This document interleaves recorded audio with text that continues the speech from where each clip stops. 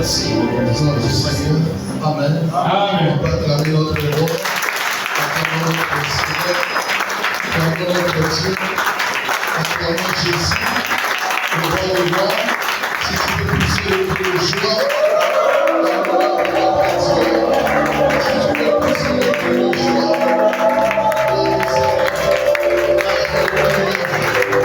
Merci. S'asseoir.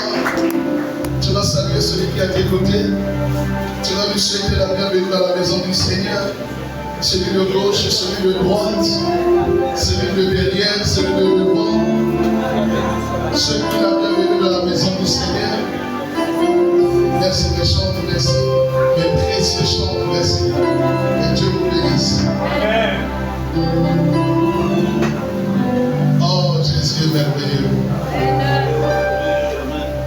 Alléluia. Amen. Nous sommes très fatigués ce matin, mais comme c'est dimanche, on n'a pas le choix. Il était question qu'on se réveille.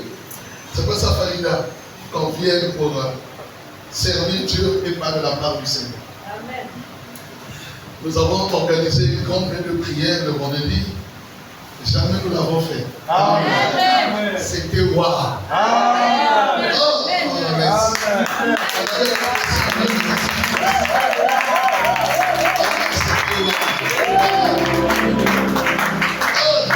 Hier soir, avec une heure, quand je me suis réveillé, j'étais en train de visualiser les vidéos.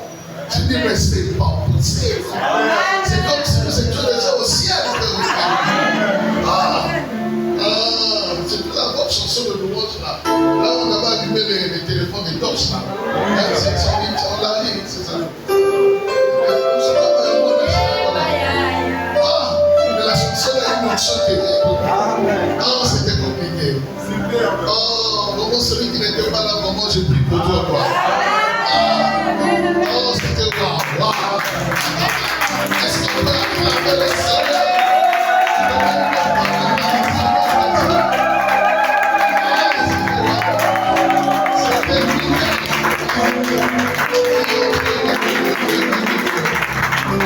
Merci à vous s'asseoir.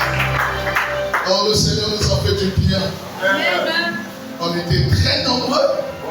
Comme on dit, une foule à pique. C'était compliqué. C'était compliqué. Oh, vraiment, je n'imaginais pas. Hier, l'apôtre Roger m'a envoyé les vidéos à 19h. Il me dit, révérend, vraiment, merci pour l'accueil, merci pour tout. Salut l'église. Je serai toujours disponible. Amen. À chaque fois que tu auras besoin de moi. Amen. C'était vraiment compliqué. Mais l'année prochaine, on va monter là-bas. Dieu va encore nous faire du bien dans cette église. Alors ce matin, on va s'arranger de ne pas être long parce qu'on est un peu fatigué. Alléluia. On va parler peu et puis on va chanter et puis on va rentrer à la maison. Aujourd'hui, nous sommes le 1er décembre. Amen. Donc, dans 30 jours, l'année va prendre fin. Amen. C'est une grâce que nous soyons dans la maison de Dieu ce matin, un 1er décembre. Amen. Nous regardons déjà la descente, la fin de l'année. Dieu est bon, Dieu est merveilleux. Ce matin, j'apporte un seul message que nous allons parler tout le mois de décembre. Le thème de ce matin, c'est la reconnaissance. Oh, Jésus. Nous allons aller ouvrir nos Bibles dans Luc au chapitre 17. Luc au chapitre 17. Nous allons lire à partir du verset 11 jusqu'au verset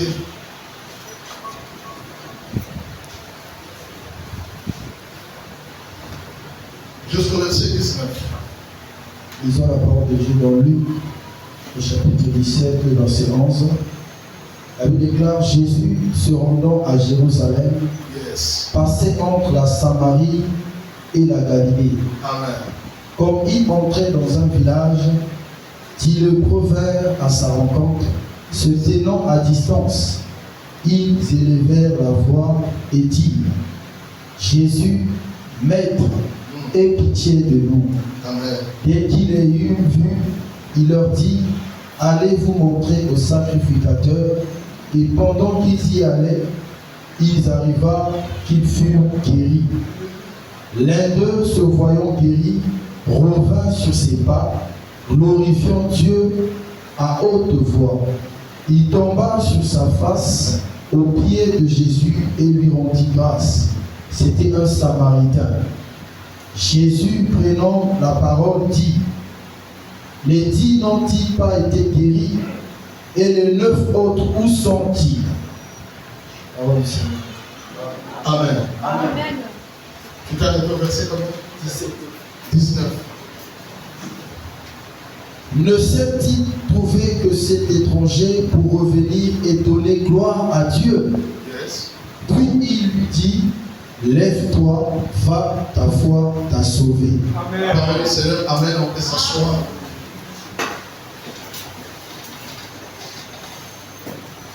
Avant que je puisse commenter le texte que nous venons de lire, j'aimerais expliquer en quelques mots que veut dire la reconnaissance.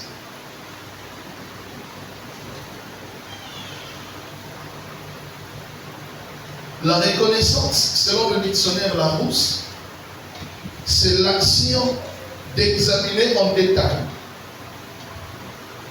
C'est l'action d'examiner en détail et avec soin certains objets que nous avons constatés dans notre vie. La reconnaissance, c'est l'action d'examiner en détail. D'examiner en détail et avec soin certains objets que nous avions constatés dans notre vie. Ça veut dire que lorsque la personne manifeste une reconnaissance, ou bien lorsque la personne est reconnaissante, en réalité la personne est en train de faire ce qu'on appelle une analyse profonde, un examen de qualité sur ce qu'il a vécu et ce qu'il a constaté dans sa vie. Par rapport au résultat de ce que vous avez vu, au résultat de ce que vous avez constaté, cela vous emmène à être reconnaissant. On n'est pas reconnaissant parce qu'on n'a pas regardé ce qu'on a vécu. Car celui qui est reconnaissant, il doit faire un examen de temps, une analyse. Il se regarde en lui-même. Il se voit en lui-même. De là où il était et de là où il est arrivé. De ce qu'il était et de ce qu'il est devenu. De là où il partait et de là où il est en train d'aller. Ça lui emmène à dire: Seigneur, merci. Une deuxième définition, c'est que la reconnaissance, c'est le fait de revoir en arrière tout ce que nous avions eu dans notre vie. De regarder en arrière. Lorsque une voiture roule, la voiture ne peut pas regarder en arrière, sinon elle risque de commettre un accident. Mais il y a des circonstances sur la circulation qui te demandent de regarder en arrière, bien que tu peux conduire une voiture. Ça veut dire que lorsque une personne est reconnaissante, cette personne a la capacité de revoir revoir en arrière, regarder en arrière tout ce que tu as eu dans ta vie, tout ce que tu as subi, tout ce que tu as vécu, tout ce que tu viens de passer comme épreuve, comme situation, comme problème, tout ce que tu viens de vivre, tu fais un retour en arrière. Tu ne regardes pas seulement le devant, mais tu regardes aussi en arrière de ce que tu viens de vivre. Et quand tu vas le regarder en arrière, cela t'emmène à devenir reconnaissant. Troisième définition. La reconnaissance est une provocation spirituelle devant Dieu. Lorsque une personne est reconnaissante, il est en train de provoquer Dieu. Pourquoi provoquer Dieu? Parce que Dieu aime ceux qui sont reconnaissants. Celui qui n'est pas reconnaissant ne peut pas provoquer le Seigneur. Les amis, nous vivons des situations complexes. Nous vivons des situations compliquées dans notre vie. À telle enseigne qu'on se pose la question, ce que je vis, est-ce que c'est mes efforts ou bien c'est Dieu qui l'a fait? Lorsqu'on est conscient que c'est Dieu qui l'a fait, ça nous emmène à regarder, ça nous emmène à manifester la reconnaissance dans le but de dire à Dieu, je suis conscient de ce que tu as fait pour moi. Voilà pourquoi lorsque quelqu'un manifeste la reconnaissance, il provoque Dieu. Même s'il n'a pas encore eu le miracle, mais il manifeste la reconnaissance, il est en train de provoquer à Dieu, de demander au Seigneur, fais le miracle.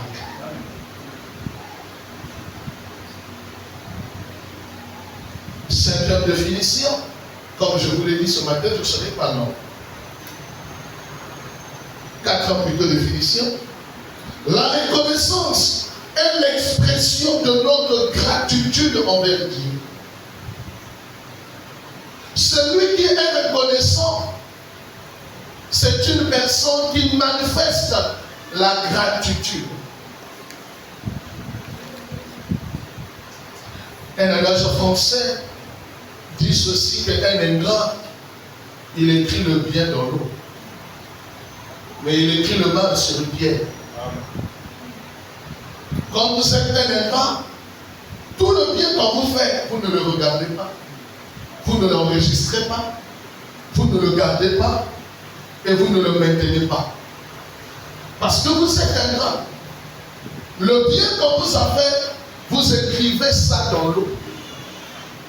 Or, dans l'eau, personne ne peut lire ce qui est dans l'eau. Mais le mal qu'on t'a fait, l'adage dit que tu l'écris sur une pierre, tu l'écris sur un mur. Généralement, en tant qu'humains, nous oublions plus le bien qu'on nous fait, mais nous n'oublions jamais le mal qu'on nous fait. La plupart des temps, quand on t'a fait du mal, ça te blesse, ça te tue de l'intérieur, ça te gaspille. Mais le bien qu'on t'a fait, tu peux facilement l'oublier. Et l'homme, dans sa nature, oublie vite le bien qu'on lui a fait. Dans la nature de l'homme, celui qui t'a donné le pain, celui qui a fait que tu puisses avoir l'emploi, celui qui t'a donné ce jour-là, qui t'a aidé quand tu avais un problème sérieux, qui t'a aidé pour payer le loyer, qui t'a aidé pour payer l'école des enfants.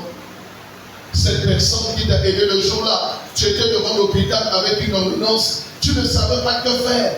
Quelqu'un t'a aidé. Quelqu'un t'a donné une information du boulot pour que tu puisses avoir le boulot.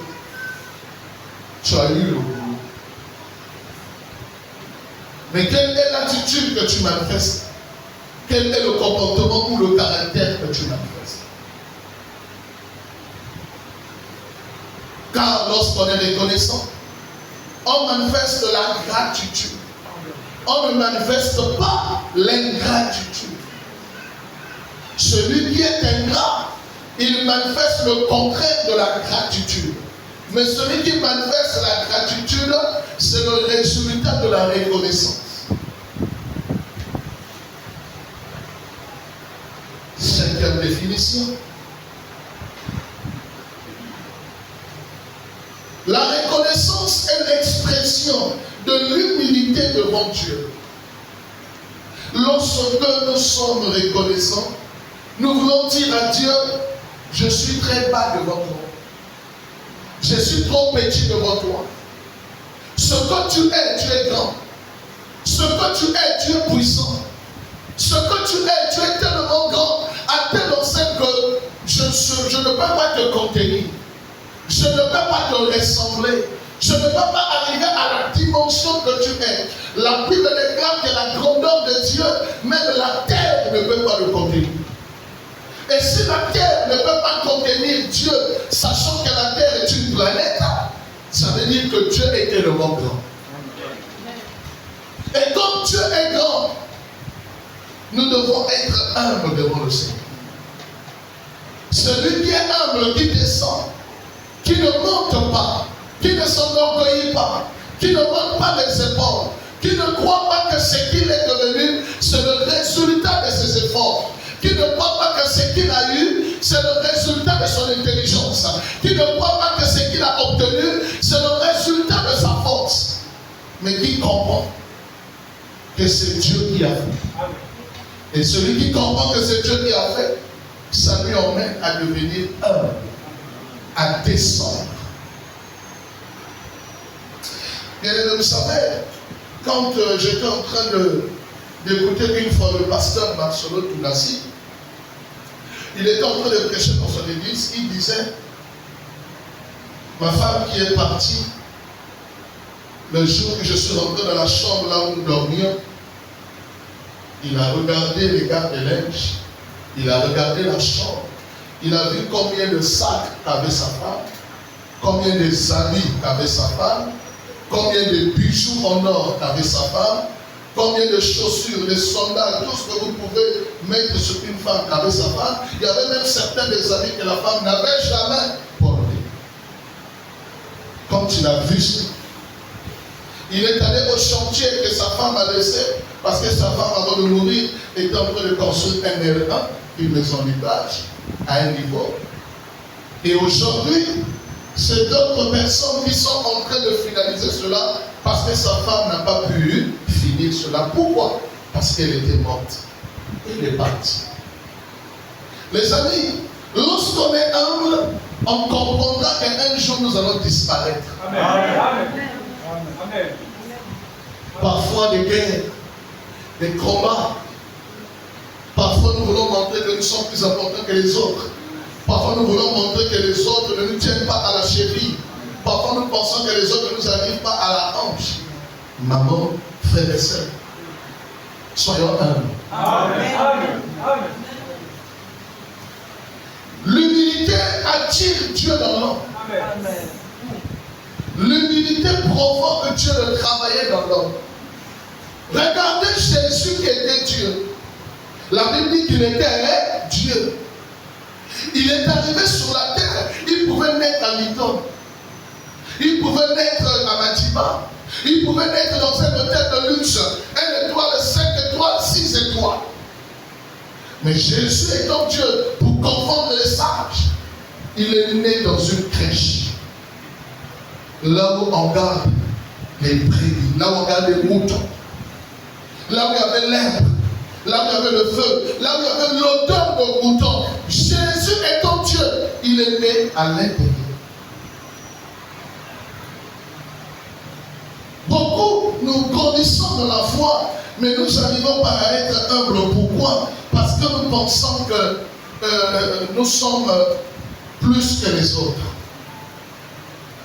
Vous savez, dans la vie, il y a toujours quelqu'un qui souffre plus que toi. Et il y a toujours quelqu'un qui est plus puissant que toi. Tu peux dire que non, moi j'ai des moyens. Il y a quelqu'un qui a des moyens plus que toi. Tu peux dire que moi je suis belle. Il y a quelqu'un qui est plus belle que toi. Tu peux dire que moi je travaille, j'ai des diplômes. Il y a quelqu'un qui a plus de diplômes que toi. Tu peux dire que moi je vis dans une maison en étage. Il y a quelqu'un qui vit dans les boutiques de 31 niveaux. Donc on doit manifester l'humilité. Parce que celui qui est humble, il reconnaît que ce que je suis, ce n'est pas mes efforts, c'est la grâce de Dieu. On s'est réveillé ce matin. Qui a appelé Dieu pour dire Seigneur, on se retrouve toi et moi le matin à 6 h quand je vais réveiller? Personne. Nous étions considérés comme des demi-morts. Mais on a vu le jour aujourd'hui. On s'est réveillé ce matin. Amen. Ça veut dire notre humilité commence comme Dieu fait dans notre vie. L'humilité ne peut pas commencer si tu n'as rien. On reconnaît quelqu'un qui est humble lorsqu'il a commencé à voir quelque chose. Lorsque Dieu a commencé à l'élever, lorsque Dieu a commencé à le bénir, lorsque Dieu a commencé à l'utiliser, c'est là où on doit voir son cœur. Les amis, la reconnaissance, c'est l'expression de notre humilité envers Dieu. 6e définition. La reconnaissance, c'est reconnaître ses insuffisances et obtenir la grâce de Dieu. Reconnaître ses insuffisances, en d'autres termes, reconnaître ses incapacités.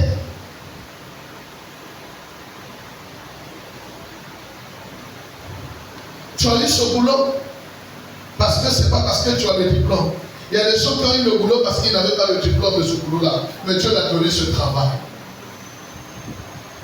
Il y a des gens qui sont arrivés à une certaine dimension dans la vie. Ce n'est même pas le résultat de tous leurs efforts, mais c'est la grâce de Dieu qui a rebondi sur leur insuffisance.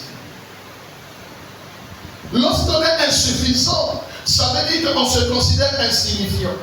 Lorsqu'on se considère insignifiant, ça veut dire qu'on se considère incapable. La Bible dit, sans moi, vous ne pouvez rien faire. Tu considères qu'à la limite là où je suis arrivé, au niveau là où je suis arrivé, c'est Dieu qui l'a fait. C'est Dieu qui a fait. C'est pas moi, c'est Dieu qui l'a fait. Et quand tu dis que c'est pas moi, c'est Dieu qui l'a fait, tu reconnais que si c'était que tes incapacités et tes insuffisances, tu ne pouvais pas arriver au niveau que Dieu a fait. Car si Dieu regardait à nos incapacités et à nos insuffisances, personne ne devait vivre la grâce de Dieu. Amen. Mais bien au contraire, la grâce de Dieu arrive là où le péché est là. La grâce de Dieu arrive là où l'homme ne peut pas. La grâce de Dieu arrive là où l'homme n'arrive pas. La grâce de Dieu arrive là où l'homme ne peut pas y croire que quelque chose est arrivé. C'est là où la grâce de Dieu arrive. Ah, Jésus. 7e définition. La reconnaissance, c'est célébrer la fidélité de Dieu. Je n'ai jamais vu quelqu'un comme Dieu qui est fidèle. La fidélité de Dieu. Le mot fidélité veut dire attachement. Ça veut dire que lorsque Dieu dit qu'il est fidèle, Dieu s'attache à lui-même. Dieu s'attache à sa parole. Dieu s'attache à tout ce qu'il a dit. Et c'est ce qui provoque que l'on peut dire que Jésus est fidèle. Jésus est la seule personne qui ne te laisse pas. Jésus est la seule personne qui ne t'abandonne pas. Jésus est la seule personne qui ne te rejette pas. Jésus est la seule personne qui ne te mettra jamais dehors, quelles que soient tes faiblesses, quels que soient tes manquements. Amen. Pourquoi?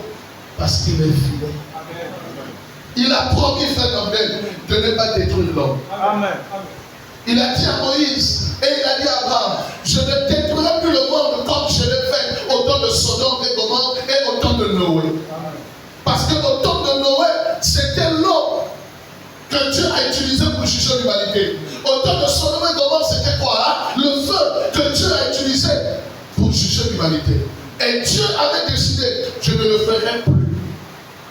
Voilà pourquoi vous voyez, malgré nos comportements, malgré nos agissements, le Seigneur reste toujours avec nous. Amen. Dieu est fidèle, les amis. Ce qu'il a dit, il est la seule personne quand tu dis une chose, et la chose arrive. Amen.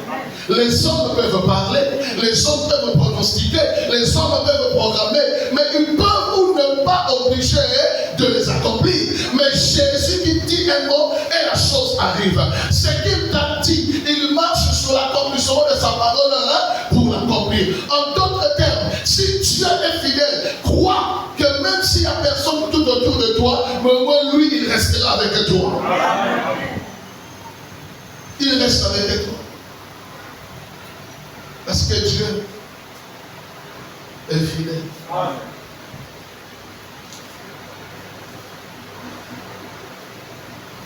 Huitième définition.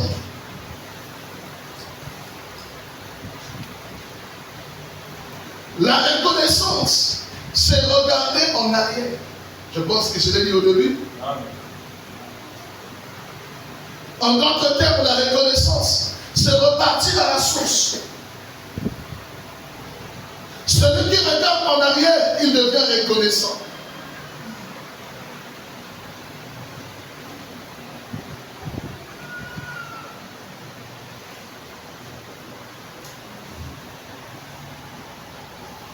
Certains parmi nous, nous étions des brigands.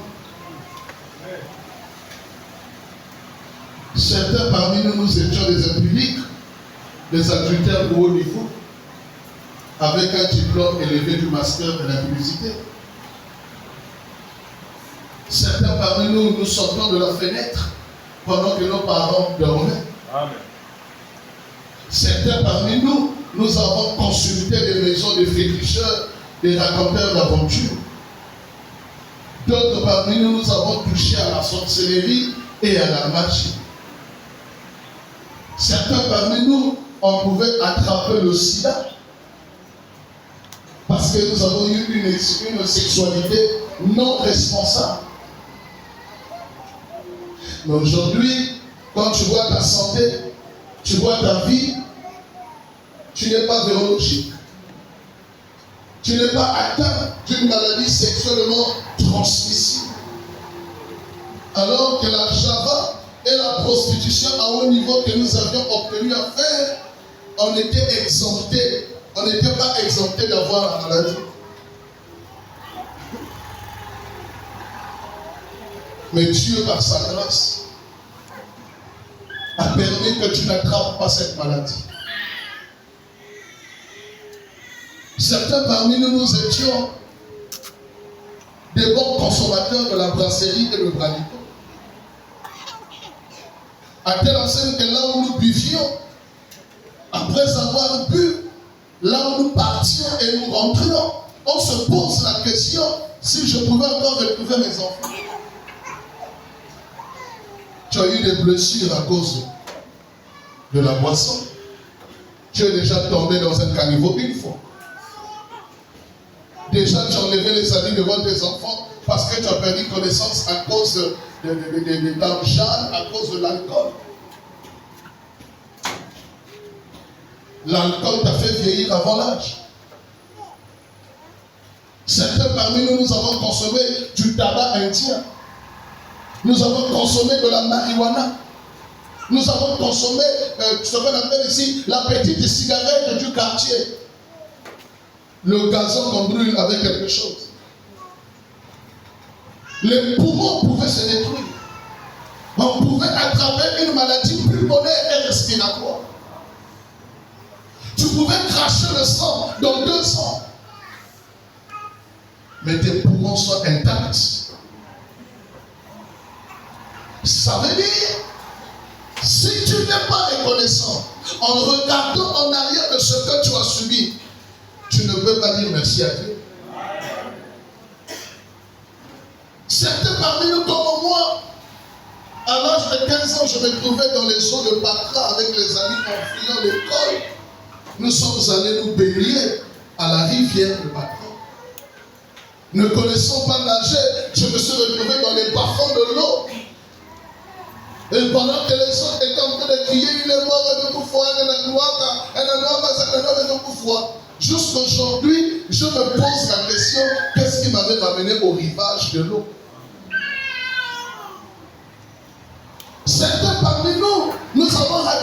accident comme nous avons raté un accident à la sortie de la veille de prière hier. Avec le sommeil et la fatigue, on a voulu faire un accident terrible avec toute la famille. Mais nous sommes ici ce matin.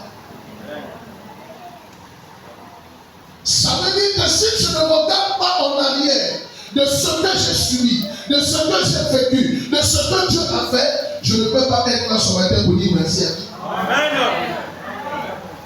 Ça veut dire que s'il y a des gens qui ne disent pas merci à Dieu dans leur vie, qui ne sont pas reconnaissants à Dieu, c'est des gens qui ont oublié leur passé. Amen. Qui ont oublié leur passé.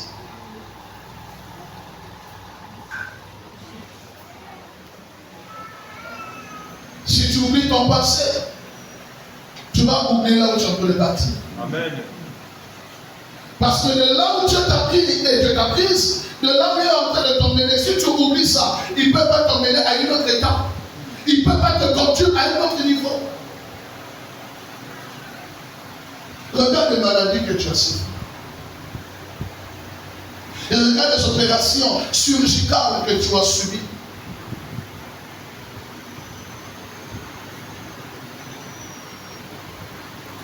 Regarde comment ton foyer était menacé.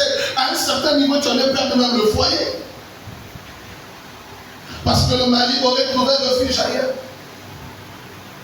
Et que les enfants descendent dans la rue est triste. Parce que le papa est allé loin.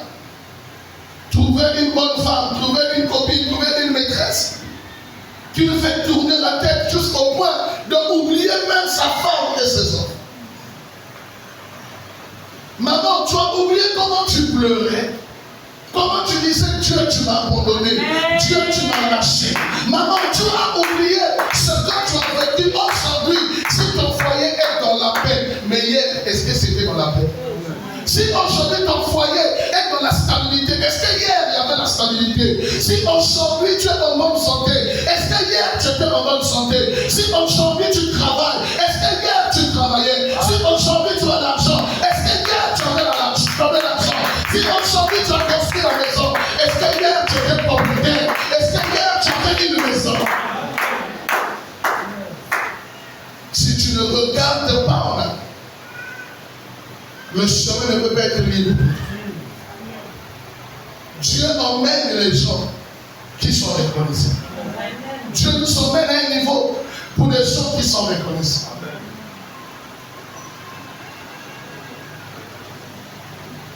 Voilà pourquoi, avant que je donne les deux définitions qui sont restées pour finir ma petite prédication de ce matin, frère Norbert,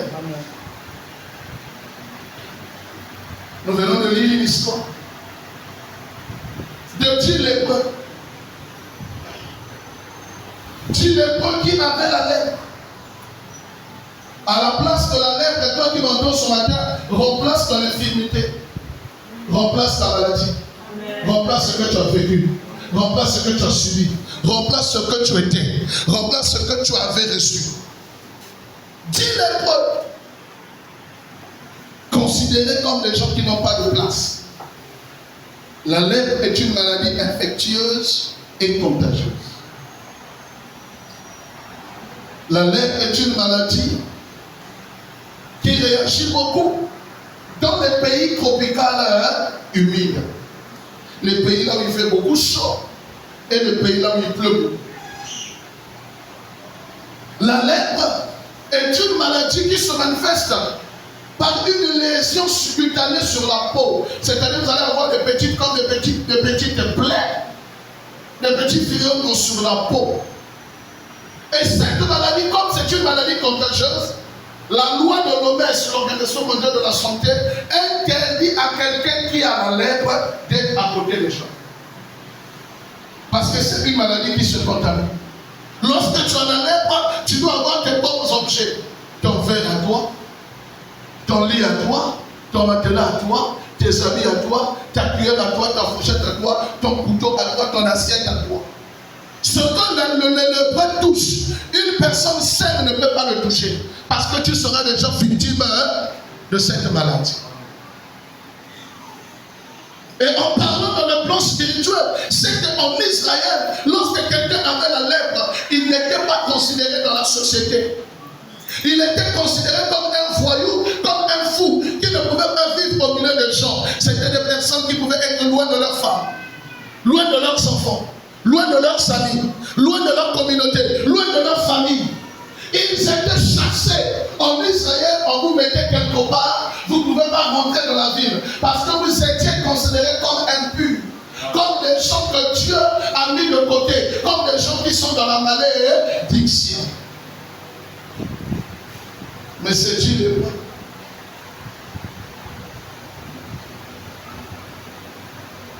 C'est Dieu le peuple.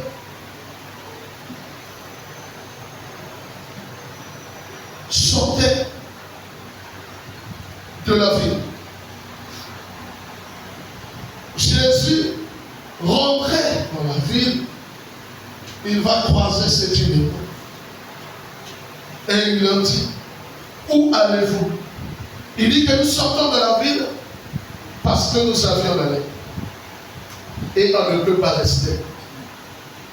On ne peut pas rester à côté de nos femmes, de nos enfants et de nos parents.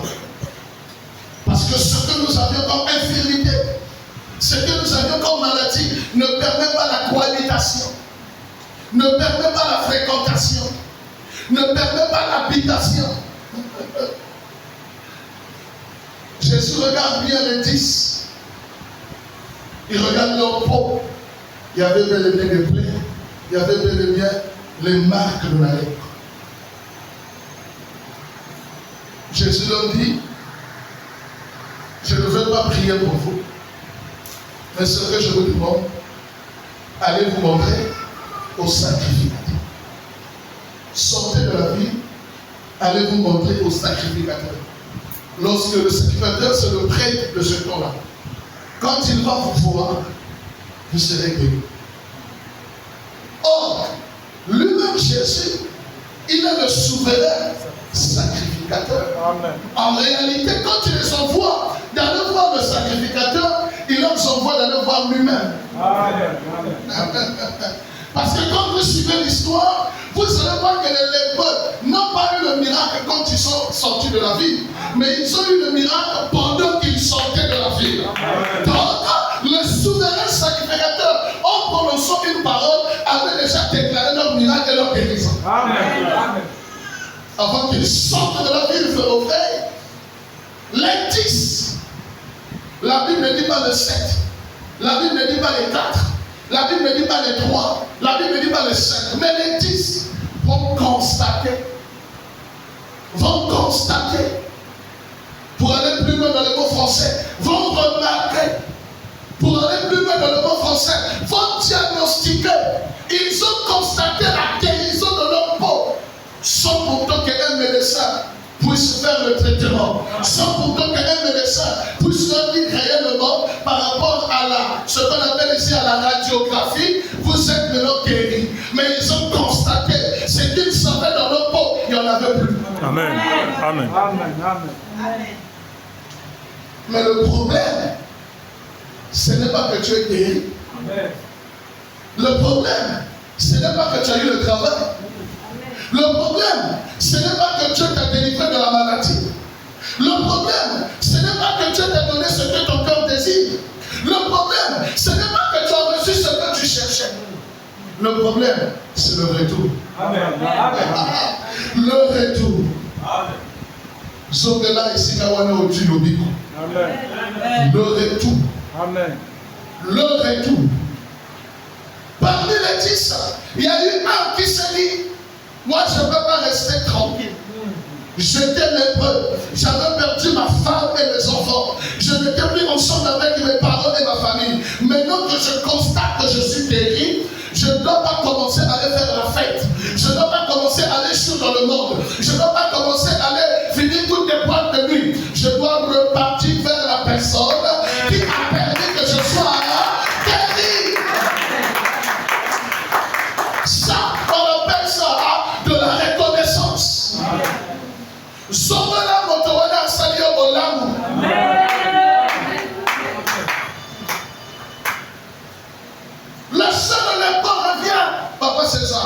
revient, Jésus savait que quelqu'un devait revenir. Amen. Les amis, dans la volonté de Dieu et dans la maison de Dieu, tous on n'est pas ingrats. Amen. Amen, papa.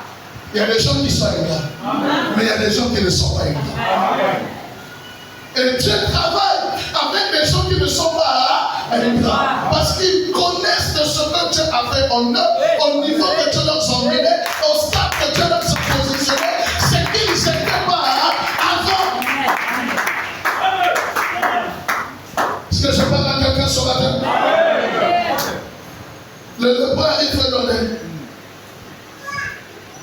Maître, je suis venu te rendre grâce. Jésus dit, vous étiez combien? Nous étions 10. Dis-moi, est-ce que les 10, ils n'étaient pas tous guéris? Aussi, nous étions tous guéris, nous les 10. Mais où sont les autres? Et il n'y a que toi qui reviens. Maman, reviens toujours. Mon frère, reviens toujours. Ma soeur, reviens toujours. Lorsque tu es conscient de ce que tu as fait dans ta vie, lorsque tu es conscient de ce que tu as subi avec Dieu, plus que tu reviendras, plus que Dieu fera. Plus que tu reviendras, plus que Dieu étendra sa main. Plus que tu reviendras, plus que le Seigneur se lèvera.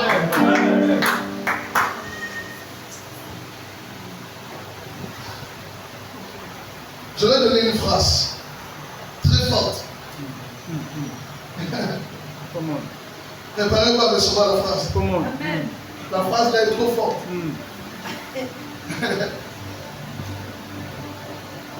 Vous savez, quand quelqu'un t'a fait du bien dans la vie, tu ne vois plus le mal qu'il te fait. Amen. Amen. Amen.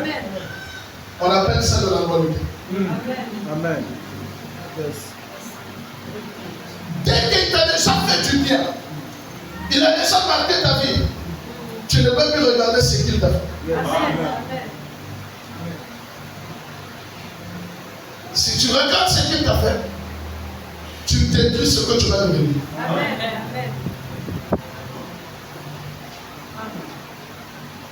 La sœur Marie Samou, avant de mourir, a chanté une chanson.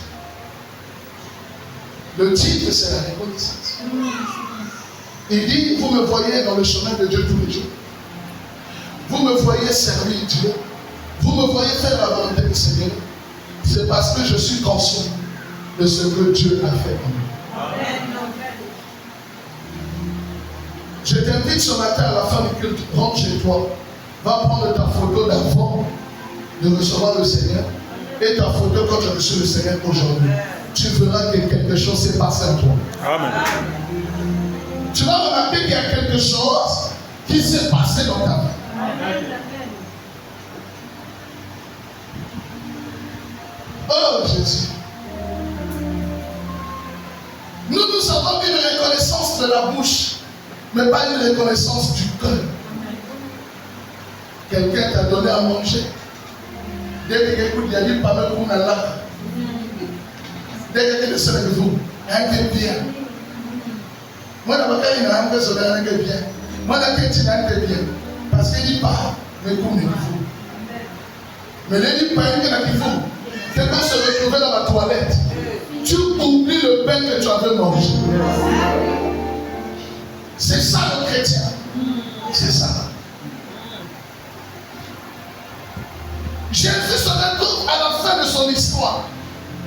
Il devait passer où? Par la croix.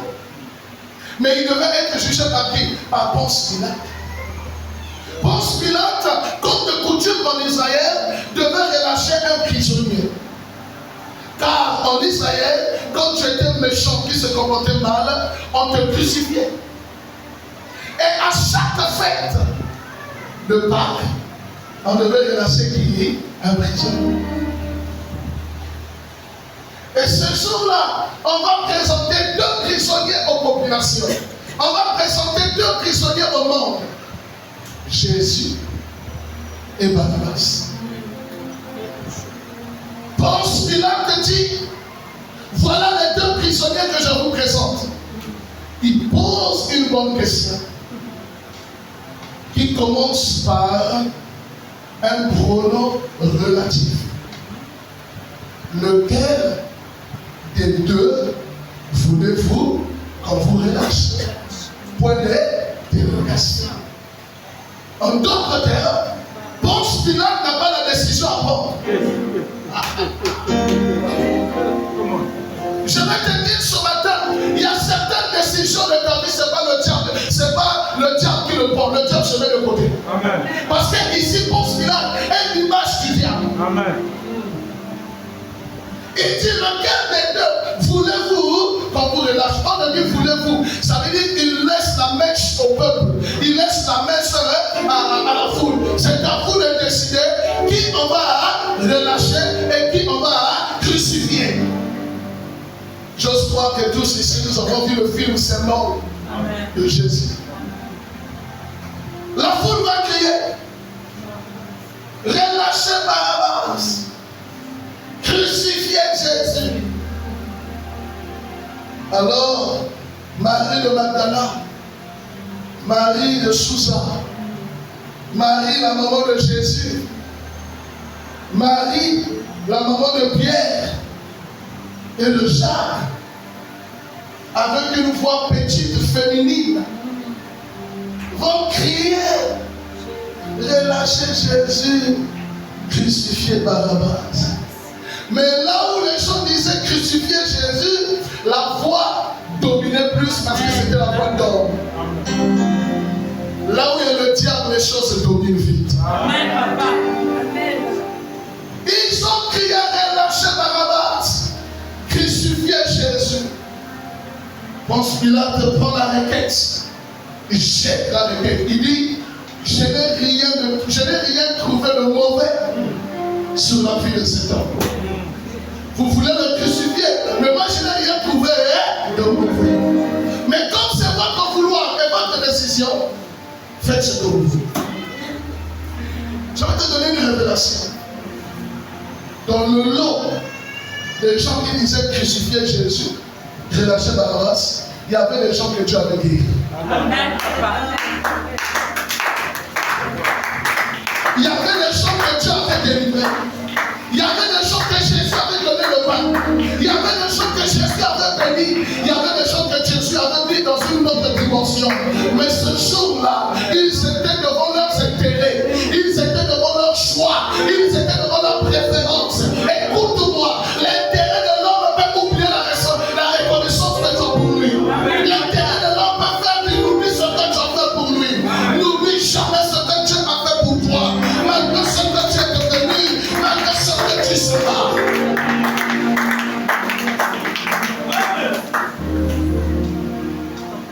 Est-ce que vous savez, la Bible dit qu'on avait crucifié Jésus par l'envie? Parce qu'il ne voulait pas le faire. Le Saint-Père il a dit qu'il était le Fils de Dieu.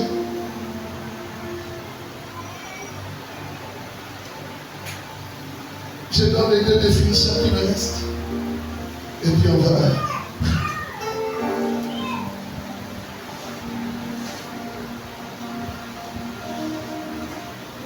La reconnaissance, c'est reconnaître que Dieu est capable de tout. Frères et sœurs, Dieu est capable de tout. Celui qui sait que Dieu est capable de tout, ça lui emmène à être reconnaissant. Parce qu'il sait que c'est Dieu qui peut. L'homme ne peut pas. L'homme est limité. L'homme, quel que soit ce qu'il a, quel que soit ce qu'il va avoir, quel que soit ce qu'il va recevoir, à un certain niveau de la vie, il sera limité. Amen. Mais Dieu est illimité. Et Dieu est capable. Frères et sœurs, celui qui est reconnaissant reconnaît que Dieu est capable. Dieu est capable. Dieu est capable de tout. La dernière définition. La reconnaissance est un acte de foi.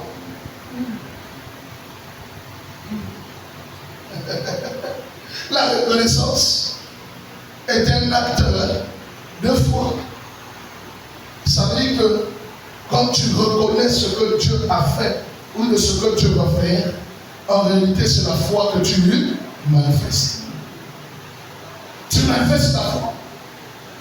Raison pour laquelle, si vous suivez l'histoire, à la fin, qu'est-ce que Jésus a dit à cet homme? Va, car ta foi t'a guéri.